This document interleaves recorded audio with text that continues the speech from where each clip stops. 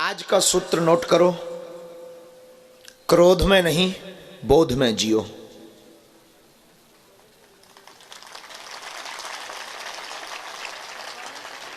क्रोध में आप आवेश में जियोगे, आपकी जिंदगी में सदैव रोड़ा बने रहेंगे। आप रामचरितमानस के एक प्रसंग से जिंदगी में को जीना सीखना चाहते हो तो सुन लीजिए। हनुमान जी जब लंका जाते हैं तो रास्ते में सुरसा नाम की एक देवी मिलती है। जस जस सुरसा बदन बढ़ावा, तास दून कपिरूप दिखावा। सुरसा नाम की देवी ज्यों ज्यों अपना रूप बढ़ाती है, हनुमान जी उससे डबल अपना रूप बना लेते हैं। क्योंकि सुरसा ने कहा कि हमें देवताओं ने भेजा है, मैं आई हूं, मैं भूखी हूं, मैं तुम्हें खाऊंगी। हनुमान जी ने कहा कि अगर आपको खाना है तो खा लो, मुझे कोई दिक्कत नहीं है, लेकिन याद रखो माँ, अगर तुम्हारी आज्ञा हो तो मैं पहले राम काज कर आऊं, फिर मुझे खा लेना, कोई दिक्कत नहीं। लेकिन सुरसा कहती है नहीं, मैं तो अभी खाऊंगी। हनुमान जी कहते हैं ठीक है, मैं तैयार हूं। सुरसा अपना मुख बढ़ाती, जस जस सुरसा बदन बढ़ावा, ज्यों ज्यों सुरसा अपना मुख बढ़ाती त्यों त्यों हनुमान जी अपना रूप बढ़ाते। 16 जोजन मुख थे ठयऊ, तुरत पवन सुत 32 भयऊ। सुरसा ने 16 योजन का मुख किया, हनुमान जी ने 32 योजन का शरीर कर लिया। सुरसा ने अपने मुख से नापा तो मुख में जा नहीं रहा था शरीर, क्योंकि डबल है, मुख छोटा है। उसने अपना और मुख बढ़ाया, अंत तो गत्वा सुरसा रुकी नहीं, 7 योजन तही आनन कीन्हा। उसने 100 योजन का मुख बना लिया। हनुमान जी का को एक उपाधि बुद्धिमताम वरिष्ठिम की है। हनुमान जी ने सोचा कि इसने 100 योजन का मुख बनाया, अगर मैं बचना चाहूं तो मुझे 200 योजन का शरीर चाहिए। और अगर मैं 200 योजन का मुख बना भी लेता हूं तो शायद हमारे कान राम जी के पास पहुंच जाएंगे और नाक जानकी मां के पास। इतना बड़ा रूप लूं, इतना धारण भी कर लूं, तब भी कोई बात नहीं बननी है, क्योंकि इसे मानना नहीं है, ये मुझसे डबल अपना मुख बना लेगी। हनुमान जी की बुद्धि का परिचय देखना आप, और अपनी जिंदगी में सूत्र को आप अपनाना। जैसे ही उसने 7 योजन ही आनन कीना, हनुमान जी समझ गए कि अब बड़ा संकट सामने आ गया है। तुरंत हनुमान जी अति लघु रूप पवन सुत लीना, एकदम छोटे से हनुमान जी हो गए। लघु रूप धारण करके हनुमान जी, और संसार के जितने भी डॉक्टर यहाँ पर बैठे हुए हैं, डॉक्टरी की पढ़ाई कर रहे हैं, जितने भी बाद में इस बात को सुनेंगे, आपको सुनकर आश्चर्य होगा। खैर, प्रमाण करने के लिए हमें आपसे कोई परमिशन नहीं लेनी है। संसार की पहली एंडोस्कोपी अगर किसी ने शुरू की तो वो हनुमान जी ने शुरू की। सुरसा के मुख में जाकर के देखा कि इसकी किडनी लीवर ठीक है कि नहीं है। अति लघु रूप पवन सुत लीना, बदन पयठ पुनि बाहर आबा। अंदर गए, फेफड़ा ठीक है कि नहीं, बढ़िया पंपिंग कर रहा है। किडनी कैसी है, ठीक ठाक है, बाद में इन्फेक्शन हो सकता है अगर हम टिकेंगे तो। लीवर बढ़िया है। सब देख दाग के हनुमान जी एंडोस्कोपी करके बाहर निकल आए। एक सज्जन ने हमसे कहा कि सुरसा ने अपना मुख बंद क्यों नहीं किया जब हनुमान जी गए। हमने कहा पगला, मुख छोटा थोड़ी था, तेरे जैसा 1.5 अंगुल का मुख थोड़ी है कि तू एक ठिया चिरोजी दाना रखो चट दाई टपा दे। 100 योजन का मुख। कभी तूने ट्राली देखी है? ट्राली जब प्रेशर से ऊपर जाती है तो जाने में भी टाइम लगता है और बंद होने में भी टाइम लगता है, तो उसको मुख बंद करने में भी तो टाइम लगा होगा, तब तक भाई साहब एंडोस्कोपी कराए। और श्री हनुमान जी बाहर निकल आए, अति लघु रूप पवन सुत लीना। और शायद ये बात तुम्हें जची नहीं होगी, हमें हौस है कि इस बात को तुम्हें उतनी जची नहीं होगी, पर इस बात के पीछे जो हम तुम्हें बताना चाहते वो सुन लीजिएगा। 7 योजन तई आनन कीना, उसने 100 योजन का मुख किया। बड़ा भारी संकट हनुमान जी के सामने खड़ा हो गया। वैसे हनुमान जी का नाम संकट मोचन है, लेकिन हनुमान जी ने दुनिया के लिए एक सूत्र यहाँ पर छोड़ दिया। देखने वालों का नजरिया होना चाहिए। हनुमान जी ने कह दिया, आपके सामने भी जब हमारे जैसा भारी संकट आ जावे, 100 योजन जैसा, तब तुम उसका सामना करने के लिए लड़ने मत तैयार हो जाना, छोटे बन जाना, वो संकट अपने आप निकल जाएगा। लघुता से प्रभुता हो जाएगी। बोध में जियो। इसलिए मेरे पागलों, आज के सूत्र में हमने तुमको कहा है कि क्रोध में नहीं बोध में जियो। बोध का मतलब चेतना जागृति। बोध का मतलब परे देखना, बोध का मतलब लॉजिकली आपकी बुद्धि और आपकी चेतना इतनी लॉजिकली हो जाए कि आप परे देखना प्रारंभ कर दो। कई बार हमें बड़ी हंसी आती है और कई बार दरबारों में हम बोल भी चुके हैं, हमारे पास व्यक्ति आता है तो उसकी मन की कल्पना होती है कि हम जाएंगे तो ये हमारे बाप का नाम बता देंगे, हमारे परदादा का नाम बता देंगे, हमारी मन की बातें बता देते हैं देंगे। हमें बड़ी हंसी आती है कि आदमी कितना बुद्धू है, अपनी बात जान करके ताली बजाता है। हमें बड़ी हंसी आती, वो अपनी बात अपने बाप का नाम जान करके जय जयकार करने लगता, और हमें लगता हमारे हनुमान जी के लिए कोई बड़ी बात नहीं है। सबसे बड़ा चमत्कार तो यह है कि तुम मनुष्य तन पाए हो। दूसरा चमत्कार यह है कि तुम अपनी खुली आंखों से महापुरुषों के दर्शन कर पा रहे हो। और तीसरा चमत्कार यह है कि ईश्वर ने तुम्हें मनुष्य बनाया 84 लाख योनियों में। और तीसरा चमत्कार सबसे बड़ा यह है कि 212 देशों से ज्यादा इस विश्व में देश हैं, उनमें तुमको जन्म भारत जैसे वतन में दिया है। काश यहां पर जितने भी परे हुए बैठे हुए लोग हैं, काश कभी विचार करना कि तुम अगर चाइना में हुए होते तो क्या इतनी रात को यहां बैठे होते, या जो चाइना में पैदा हैं भी वो यहां बैठे हैं क्या?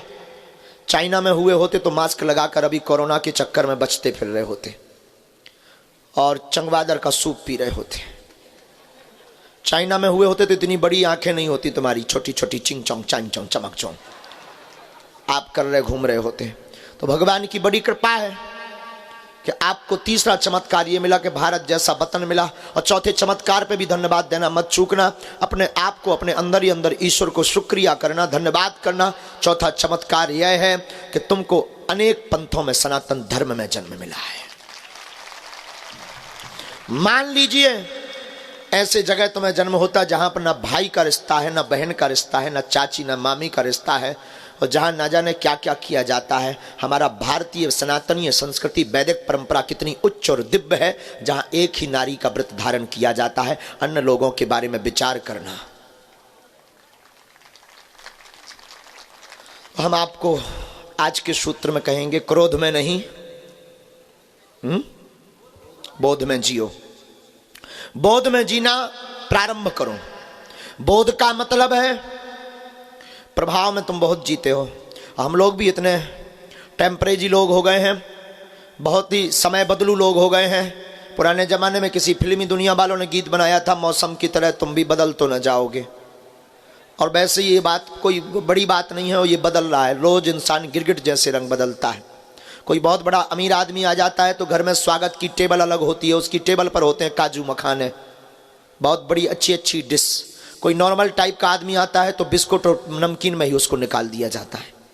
और कोई बहुत छोटा आदमी आता है तो सिर्फ चाय के लिए पूछा जाता है। और कोई घर का काम करता या कोई पड़ोसी आ जाता तो पानी भर के लिए पूछा जाता। और यहाँ तक कि हमने देखा है कोई रोज मिलने वाला आता है तो पानी तक को नहीं पूछा जाता है। इसलिए वो गीत बहुत सिद्ध होता है, मौसम की तरह तुम भी बदल तो न जाओगे। बदल क्या जाओगे, बदल रहे हो। हम लोग समय के हिसाब से जी रहे हैं, बोध में नहीं जी रहे। और आज का दूसरा सूत्र नोट करो, प्रभाव में नहीं स्वभाव में जियो। प्रभाव टिकता नहीं है। प्रभाव में आप किसी को अपना बनाओगे, वो आदमी आपके पास तब तक रहेगा, तब तक आपकी जय जयकार करेगा जब तक तुम्हारे पास प्रभाव रहेगा। स्वभाव से किसी को अपना बनाओगे तो जब तक तुम मर नहीं जाओगे तब तक पीछा नहीं छोड़ेगा।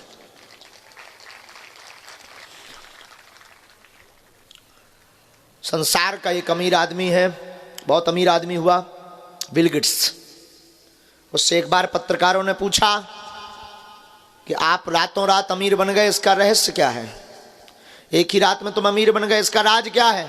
कौन सा जादू है तुम्हारे पास जो तुम रातों रात अमीर बन गए? उसने टेबल पर हाथ ठोक कर कहा, हाँ मैं रातों रात अमीर बन गया, इसमें कोई संदेह नहीं। और अगर कोई ये संदेह करे तो उसकी मूर्खता है।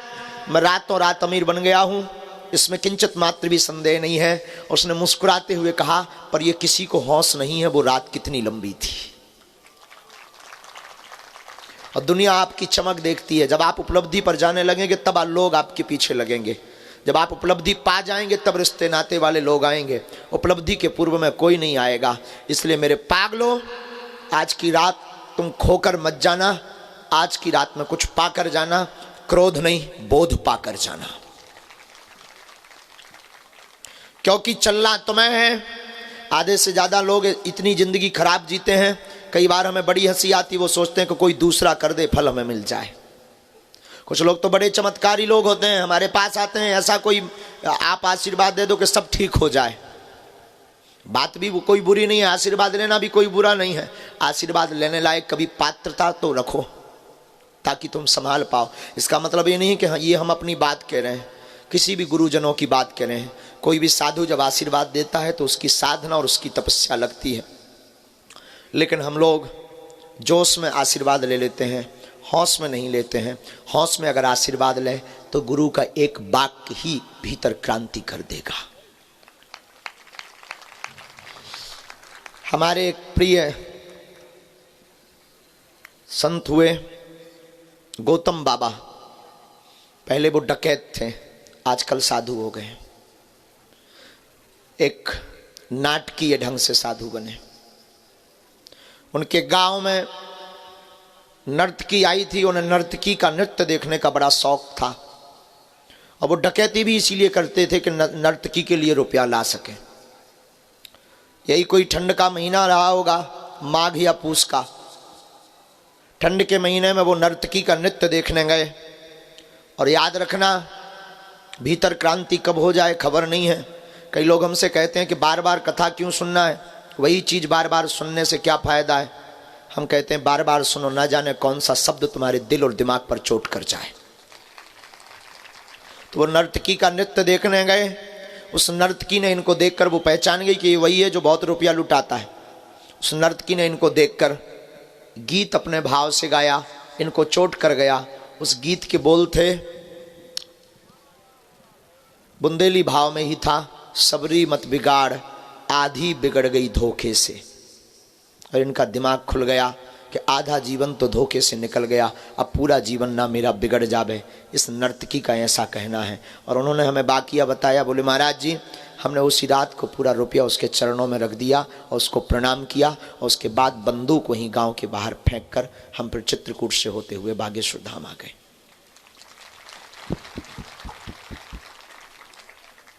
तो कब आपके ऊपर कौन सा शब्द क्रांति कर जाए कोई ठिकाना नहीं है। लेकिन हम फिर कहेंगे, कोई भी शब्द क्रांति तब करेगा जब आप बोध में बैठेंगे। बोध का मतलब ये प्रतिज्ञा लेकर बैठेंगे कि हम कुछ लेकर आएंगे और वो हम करके मानेंगे, तभी। सुना तो आपने भी बहुत है, लेकिन बदमाश आप बहुत नंबर 1 के हो। कितनी कथाएं नहीं सुनी और कितने चैनल नहीं तुम देख रहे। 18 चैनल खोलते हो, 19 बाबा तुम्हें मिलते हैं, लेकिन ना तुम टिकते ना वो बाबा टिकते हैं, ना उनकी बातें टिकती ना तुम आज तक टिक पाए। और भटके भटके यहाँ भी बैठो, यही हाल हमारे साथ भी होने वाला है जो तुम अन्य के साथ कर चुके हो, तय है। यहाँ से भी जाने के बाद तुम यहाँ से रहलाओगे, जाने के बाद फिर यही कहोगे 5 दिन डले रहे कुछ नहीं हुआ। कुछ तो ये भी बोलेंगे कि अपने अपनों के पर्चा बना दिए। कुछ तो ये भी बोलेंगे वहाँ तो सब सेटिंग का खेल है, मंत्री मिनिस्टर जाएंगे तो मिल पाएंगे। कुछ तो ये भी बोलेंगे कि अब उनकी कृपा तो बड़े लोगों तक सीमित रह गई है। कुछ तो ये भी बोलकर जाएंगे कि शायद हमारा कोई पाप रह गया इसलिए नहीं सुनी भगवान ने। कुछ ये भी बोलकर जाएंगे कि शायद भगवान हमसे नाराज है। कुछ ये भी बोलकर जाएंगे अगली बार में अर्जी पक्का है, लग जाएगी, बागेश्वर धाम जाएंगे वहां सुन लेंगे वो। और ये कब तक तुम करोगे? ये बातें तुम कब तक करोगे? कब तक तुम भटकोगे? कब तक तुम अपने प्रश्नों के उत्तर दूसरों से लोगे? कब तक दूसरों के उत्तर तुम्हारे काम आएंगे? कब तक दूसरों की बातें तुम्हें काम आएंगी? और कब तक तुम अपनी खिल्लियां उड़ाते रहोगे लोगों से? कब तक तुम धक्के खाते रहोगे? कब तक तुम अपने अबोधता के कारण अकेले में रोते रहोगे? कब तक तुम अपने परिवार से अपनी हंसी करवाते रहोगे? कब तक तुम धक्का माथा पटक पटक करके माथा में छाले पड़वाओगे? कब तक तुम भगवान ईश्वर टोटका उपाय बदलोगे? कब तक तुम अपने गुरुओं को बदलोगे? आखिर ये कब तक चलेगा? एक दिन तुम्हारी अंतिम मंजिल भी आ जाएगी और तुम खाली हाथ जाओगे, तब तुम्हारे ऊपर तुम्हारा ईश्वर तुम्हें धिक्कार करेगा कि मैंने मानव तन दिया, ये कुछ नहीं कर पाया। हम तुम्हें हौस के साथ कहेंगे, जोश में मत बात सुनना, हौस में सुनना। आज की रात तुम कुछ लेकर जाना, पर्चा के चक्कर में मत पड़ो। तुम्हें पढ़ना ही है तो हनुमान जी के चक्कर में पढ़ो। और ये बात तुम्हारे दिमाग में बैठने वाली भी नहीं है, ये भी हमें हौस है। तुम्हारे दिमाग में इसलिए नहीं बैठने वाली है कि तुम्हें तो ऐसा भगवान चाहिए जो नारियल फेंके मुंह से और झट से हाथ से फोड़ कर निकाल दे। तुम्हें ऐसा भगवान चाहिए जो तुम्हारे बाप का नाम, दादा का नाम बता दे और तुरंत बता दे। अच्छा, बात भी है कि अगर एक प्रश्न का उत्तर दे भी दे और तुम संतुष्ट हो भी जाओ तो कुछ बात बने। तुम्हारी ये खोपड़ी है जनवा, इंसान की खोपड़ी सबसे खतरनाक है, इसलिए इसका नाम है खोपड़ी। खोपड़ी का अर्थ ही होता है खो और पड़ी, इसलिए ये खोपड़ी है। और खोपड़ी इतनी खतरनाक है, तुम बैठे भी हो, हम तुम्हारे लिए, तुम प्रश्न भी करो कि शादी कब होगी, और हम बता भी दें कि 2024 में, इसके बाद अगर चैप्टर क्लोज हो जाए तो किसी दूसरे का नंबर लग जाए, बात ठीक है, लेकिन तुम तुरंत पूछोगे किससे होगी। और अगर हम ये भी बता दें चिंता मत कर, मुन्नी बाई के साथ होगी, तो बात बन जाए, बहुत अच्छा है, लेकिन तुम तुरंत पूछोगे कहां रहती है। और हम अगर ये भी बता दें कि चिंता मत कर, दमोई नाका पे रहती है, तो तुम अगर में भी मान जाओ, लेकिन तुम तुरंत पूछोगे गोरी है कि काली, जरा ठीक से देखना, लवली का रंग मत बताना।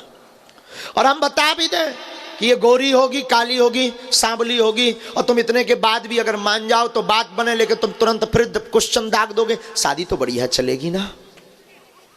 चलो ठीक है, ये भी बता देते हैं कि ये बढ़िया चलेगी, तुम मान जाओ, तब भी कोई हौस की बात है, तब भी कोई मजे की बात है। तुम फिर पूछोगे अच्छा संतानें कितनी भाग्य में, और फिर बच्चे, फिर उनकी नौकरी, फिर धीरे धीरे फिर मकान, फिर दुकान। अच्छा, फिर उसके लिए बिजनेस भी बहुत जरूरी है ना गुरुजी। अच्छा गुरुजी, मकान तो डुप्लेक्स होना भी चाहिए ना। अच्छा गुरुजी, आप देखिए जरा, योग बन रहा है क्या राजनीति में भी। पर आपके प्रश्न पर्चा खत्म हो जाएंगे, आपके क्वेश्चन बंद नहीं होंगे, ना विराम होंगे। हम तुमसे फिर कहेंगे, एक प्रश्न के चक्कर के लिए तुम अपनी जिंदगी और अपना समय बर्बाद मत करो। आप खुद में ही अपने प्रश्न के उत्तर खोजना प्रारंभ करो, खुद में ही अपने गुरु को जगाना प्रारंभ करो। एक काम करो, एक प्रश्न का उत्तर तुम हमसे कब तक लोगे? तुम बागेश्वर बालाजी और सन्यासी बाबा के हो जाओ, हर प्रश्न का उत्तर तुम्हें प्रातः स्वतः मिलने लगेगा, स्वभाव बस मिलने लगेगा। स्वभाव बस भीतर की चेतना जग जाएगी तुम्हारी, स्वभाव बस तुम भीतर से बोध में हो जाओगे। और जो व्यक्ति बोध में हो जाता है वो छोटे मोटे संकटों से, क्षमा करना, बड़ा लक्ष्य जिंदगी में इंसान को बड़ा बनाता है। इंसान बोध वाला हो तो संसार की ऐसी कोई वस्तु नहीं है जो तुम पा नहीं सकते। युवान बहन और युवान भाई जितने भी यहाँ बैठे हैं, हौस के साथ हमारे जीवन का एक वाकया सुनना। हमारी कोई आयु रही होगी 8 से 9 साल की। गड़ा गांव में जहां बागेश्वर धाम है, हम वहीं रहते थे। और ये शायद हमने टीवी पर एक बार बोला भी, फिर बोलते हैं, अजीरन नहीं होना है, अपच नहीं होनी है, काम आ जाए शायद तुम्हारे। पुराना मकान गांव के अंदर हमारा, पड़ोस के एक श्रीमान जी के घर पर टीवी आई। उस जमाने में टीवी का नया नया चलन, बहुत क्रेज था, वो भी ब्लैक एंड वाइट का। उन्होंने एक टीवी खरीदी, यही कोई 4-4.5 हजार रुपए की। पूरे मोहल्ले में हल्ला हुआ, गांव में हल्ला हुआ, टीवी आ गई। और टीवी हुई, उस जमाने में टीवी और बीवी दोनों का बड़ा क्रेज था। 8-9 साल की हमारी अवस्था थी। हम भी देखने गए बच्चों की भांति, हमारे अंदर भी चंचलता थी, लेकिन गुरु कृपा थी। उस वक्त भी हम गुरु के चरणों में रहते थे, जाते रोज थे। दादा गुरु जी तब 7 शरीर थे, आज भी है, आभास है हमें। तो उस वक्त भी हम जाते थे गुरु जी के पास। पड़ोस के घर पर 10-12 दिन हम टीवी देखने गए। उन श्रीमान जी को पता नहीं हमारी कौन सी बात बुरी लग गई कि 13वें-14वें दिन उन्होंने हमारे जाते ही टीवी बंद कर दी। हम निकल भी आए, और निकले हैं कि उनको इतनी भी गम नहीं कि उन्होंने फिर टीवी चालू कर ली। मन तो हुआ फिर घुसूं, लेकिन फिर सोचा कि क्या कहेंगे ये, जब बंद हमारे कारण हुई तो बेचारी फिर बंद ना हो जाए, कम से कम इनकी आंखें तो सिके। हमारी फूटेंगी सो फूटेंगी। बाहर निकल आए। अब चाहते तो बचपना था, क्रोध में हम ये भी बोल सकते थे कि हमारे कारण तुमने टीवी बंद की है, आज के बाद नहीं आएंगे, देख लिया जाएगा, तुम्हारे घर नहीं आएंगे, तुम्हारी देहरी नहीं चढ़ेंगे, हमारे कारण बंद कर दी है, हमसे जलते हो, ये भी बोल सकते थे। नहीं बोले। घर आए, हमारी माँ ने हमसे पूछा, बेटा ये आज इतनी जल्दी? उस वक्त हमें याद है नन्ही प्यारी शिल्पी एक प्रोग्राम चलता था। तो हमारी माँ ने पूछा, माँ बेटा तुम जल्दी आ गए? हमने कहा माँ हाँ, आज ठीक प्रोग्राम नहीं, ठीक वो नहीं आ रहा था सीरियल, इसलिए हम जल्दी आ गए। हमारे घर पर उस ज़माने में लाइट नहीं हुआ करती थी, डिब्बी से काम चलता था। बहुत दीनता के समय थे हमारी ज़िंदगी के। घर के पीछे जाकर के एक नाला है, हम 2.5 घंटे रोए।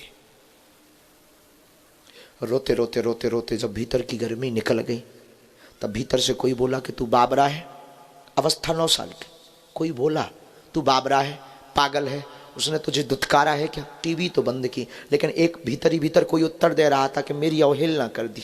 स्वाभिमानी आदमी, अवहेलना हो गई है, अब ऐसा वैसा। लेकिन भीतर से कोई बोला, आज के बाद टीवी देखना बंद, देखेंगे तो तभी देखेंगे जब अपने बाप की हो जाएगी। बस आंसू पहुंचे, उठ गए, घर पर आए।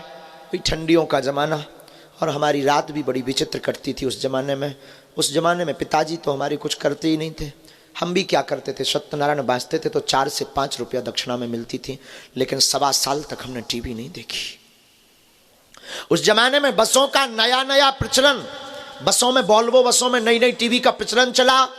और किस्मत की बात, हमें जब कई बार बाहर जटाशंकर जाना होता था, बिजावर जटाशंकर आना होता था सत्यनारायण बाँचने के लिए, तो किस्मत की बात कई बार हमें टीवी वाली बस हाथे लगती थी। कोशिश रहती थी कि ऐसी बस पे बैठना ही नहीं है, क्योंकि प्रण है जब तक अपने बाप की नहीं ले लेंगे तब तक टीवी नहीं देखेंगे। और कई बार रात हो जाती थी, बस छोड़ देते थे, दूसरे दिन जाते थे, लेकिन टीवी वाली बस पर नहीं बैठते थे। कई बार बड़े घरानों में जब सत्यनारायण या कर्मकांड करने जाते थे, अमीर घराने के लोग कहते थे पंडित जी तब तक आप बैठिए, हम पूजा की व्यवस्था करते हैं, टीवी चला देते हैं। हम उनसे कहते थे क्षमा करना, गाली चला दो पर टीवी मत चलाना, क्योंकि संकल्प था टीवी देखेंगे तो तभी देखेंगे जब अपने बाप की होगी। और हमने 2-2 रुपया जोड़कर, 2-2 रुपया जोड़कर, 2-2 रुपया जोड़कर 1 साल 3-4 महीने में हमने 3800-3900 रुपया जोड़े और मैक्स की ब्लैक एंड व्हाइट टीवी खरीदी। अभी रुकिए, अभी आपके काम की बात नहीं है। टीवी खरीद कर लाए, 1 किलो मिठाई हम लाए, और भगवान की कृपा, उस वक्त हमारे पास ऐसी कोई सिद्धि नहीं थी। तुम ये भी आकलन मत लगा लेना कि हमने कोई मंत्र मार दिया होगा। भगवान की ऐसी कृपा कि श्रीमान जी की टीवी जल गई और हमारी टीवी नई आ गई। और हम 1 किलो मिठाई लाए थे, हमने मोहल्ले में बांटी भी। अब वो आए भी शाम को, पहले ऐसा चलता था, वो आए भी और हमारे रिश्ते में कुछ लगते थे। उन्होंने कहा, बेटा ये बर्बाद क्यों किया तूने 3800 रुपए? अपनी टीवी तो थी, उसको सुधरवा लेता, रख लेता। हम एक मिठाई में, जो मिठाई का डब्बा लाए थे, उसमें एक लड्डू छिपा करके उनके लिए स्पेशल रखा था। हमने वो निकाला, हमने कहा थैंक यू। उन्होंने कहा मतलब? हमने कहा धन्यवाद। उन्होंने लड्डू खा लिया, पर वो पूछते रहे कि धन्यवाद किस बात का? हमने उनको नहीं बताया, ना उनसे हमने कहा, लेकिन मन ही मन कहा कि श्रीमान जी ना तुम उस दिन भगाते ना हमारी टीवी आती। और क्षमा कीजिएगा, अभी भी आपके काम की बात नहीं है। टीवी का प्रण इतना खतरनाक हमारे दिमाग में चला कि जब भी गुरु के सामने जाते थे तो क्रोध में नहीं बोले, बोध में हमेशा बोले। हमने कहा गुरुदेव हमारे जीवन में ऐसा ऐसा बाकिया घटा है। हमारे गुरुदेव मुस्कुरा दिया करते थे, बोले बेटा कोई बात नहीं, मुस्कुरा करके। लेकिन आज वो जमाना है कि वो हमको टीवी में देख रहे हैं। जिस टीवी से उन्हें हमें हटाया था, उसी टीवी में वो आज देख रहे हैं। आप भी अपनी जिंदगी में बोध में जियोगे ना मेरे पागल, तुम भी अपनी जिंदगी में वो कुछ पा जाओगे जो सोच कर बैठे हो। जितने भी युवान बैठे हैं, पाने का जोश हो, लेकिन याद रखे जोश में भी होश हो। बेहोशी की हालत में जोश में मत बोलना, वरना बादाम का हलवा खाना पड़ेगा। हाँ, बेहोशी में नहीं, होश में। तो आज का सूत्र विराम करते हैं। क्रोध में नहीं, किस में जियो? फिर से बोलो, बोध में जियो।